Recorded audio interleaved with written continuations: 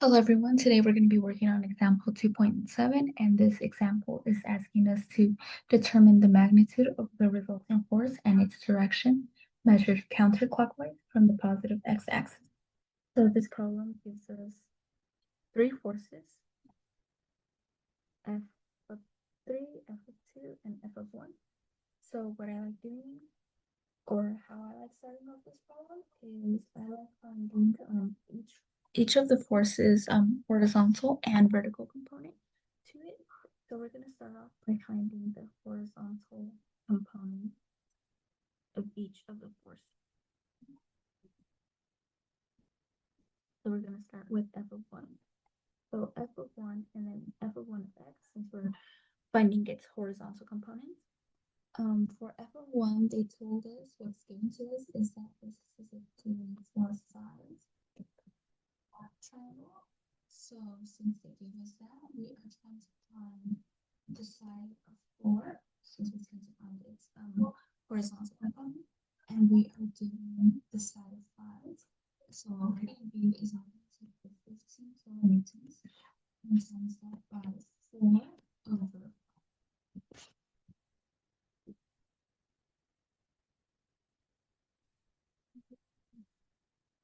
And then the 12. And then we're going to try to find its direction. So since this is the horizontal component, we are trying to find if it is going to the right or if it's going to the left. So as you can see, this force is going slanted. It's slanted towards the left. So this is 12 kilonewtons going to the right. So now we can move on to F of 2 of x. And as you can see, F of 2 is completely vertical. There is no horizontal component to it. So that is simply just 0 kilonewtons. And no traction since there's no component to it.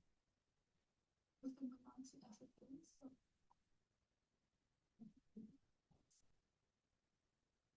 So we are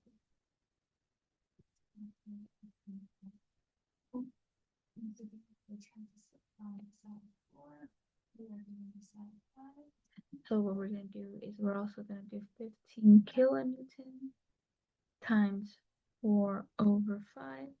That gives you 12 kilonewtons. And again, we're trying to find the direction that 12 kilonewtons is going to be going.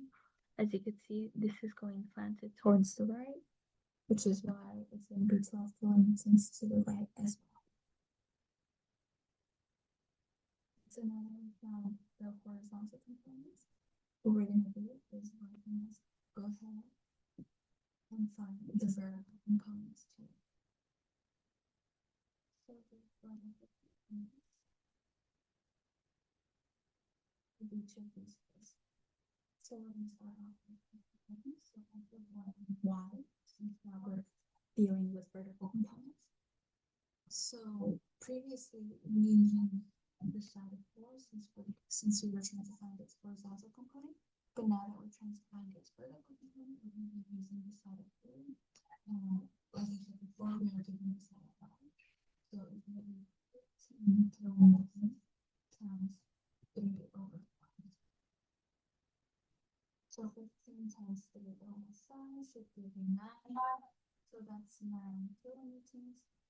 And since this is the vertical component, we're trying to find if this force is going to go upwards or if it's acting downwards.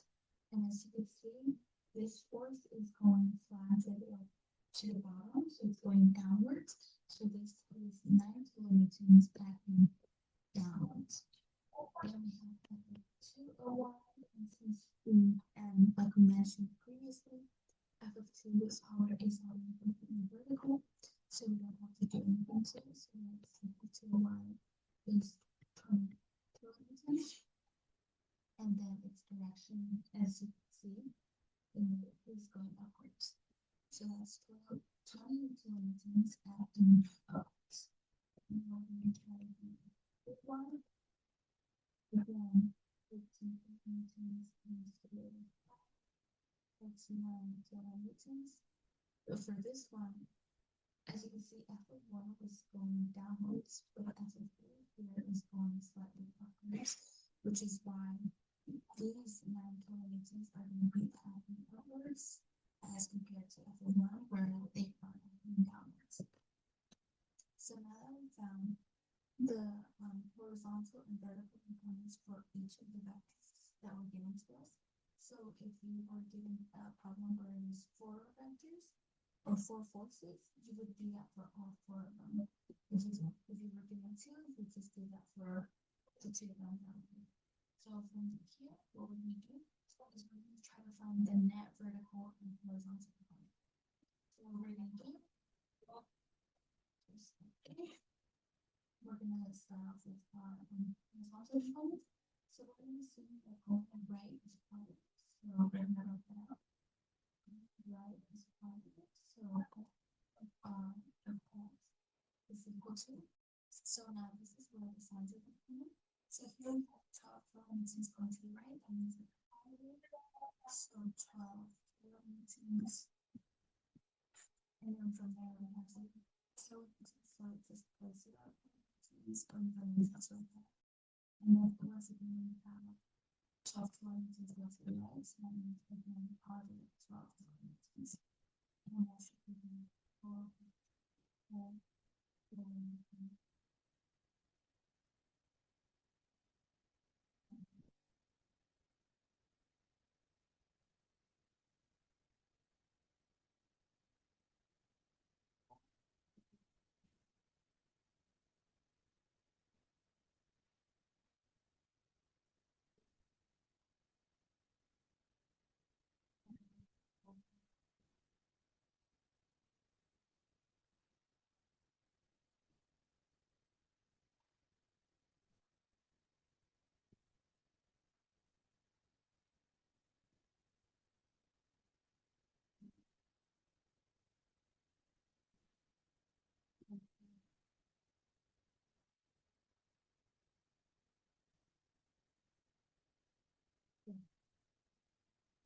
Plus 9 minus 9, that should give you 20 kilonewtons going up. And just that horizontal and vertical component. So the next thing that we're going to do to help us find the magnitude of the resultant force is we're going to sketch out both of these forces to help us find the magnitude of our resultant force. So we're going to do this. We're going to draw out the y-axis and the x-axis. And from there, we know that we have, from our horizontal components, we have 24 kilonewtons going to the right. So that means on our x-axis, we have 24 kilonewtons going to the right. And on our vertical components, we have 20 kilonewtons going upwards. So that means we have 20 kilonewtons going upwards on our y-axis. And then from there, we're trying to find our resultant force right here. So to find our resultant force or the magnitude of our resultant force, we have F of R is equal to the square root of 24 kilonewtons squared plus 20 kilonewtons squared. And then we plug that into our calculator. 24 squared plus 20 squared.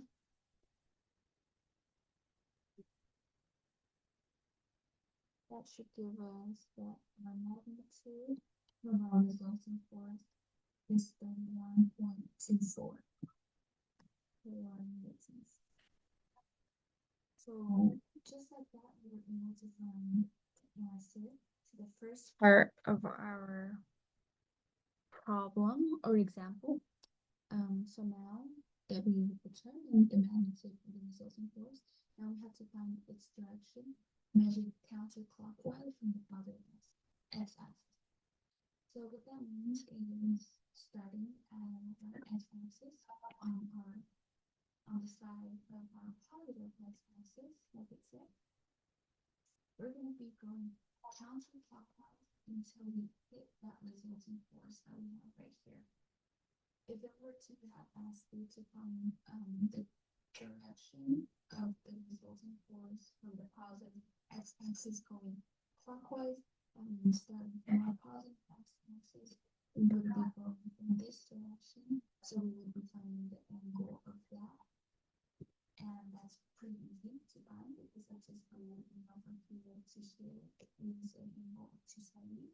Since this is 90, this is 90, and this is 90, so 90 times 3 is 90. And from there, then you have to focus on this angle and add that to 270. But in this case, it's asking us to find the direction of it going counterclockwise, so we just have to find this angle right here. So we're going to call that angle theta. And we're going to move this side. This side is 24 kilometers. And then this side is the 20 kilometers. So we can find theta, quadrant, and we're going to include the triangle over here. We know that this side is the same as this side right here. So that means that this side is also 20 kilometers. And okay, so we're going to find this and the opposite side to that angle and the adjacent side to that angle. So we have opposite and we have adjacent. So because of that, we're going to be using tangent to find that angle since tangent is opposite over adjacent. So because we're going to write tangent theta is equal to opposite, the 20 kilometers, over adjacent, which is the 24 kilometers. From there, we simply solve for theta. So theta is equal to the tangent inverse of 20 over 24. You want to input that into your calculator and make sure that your calculator is in degrees and not in radians. And then that should give you the angle or theta is equal to 39.805, and this one out 0.81 degrees. And just like that, we were able to find the direction of our resultant force going counterclockwise from the positive x-axis. So that's theta is equal to 39.81. We is going counterclockwise from positive x-axis.